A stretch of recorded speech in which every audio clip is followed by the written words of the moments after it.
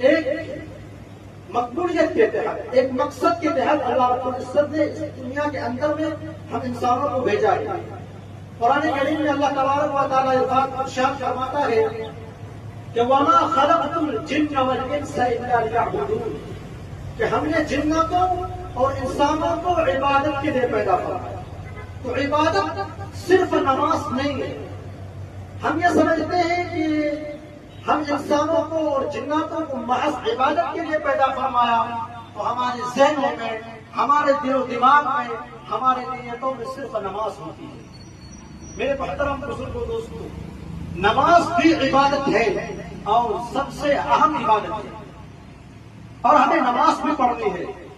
اور اللہ رب العزت نے ہمیں عبادت کے لیے پیدا جو فرمایا ہے تو ہم نماز بھی پڑھنی ہے، اور نماز پڑھنے کے ساتھ ساتھ جو ہم اس دنیا کے اندر میں جو ہم کاروبار کرتے ہیں، اس کاروبار کو صاف ستھرا رکھنا بھی ایک عبادت ہے۔ اگر ہم اس دنیا کے اندر میں اگر ہم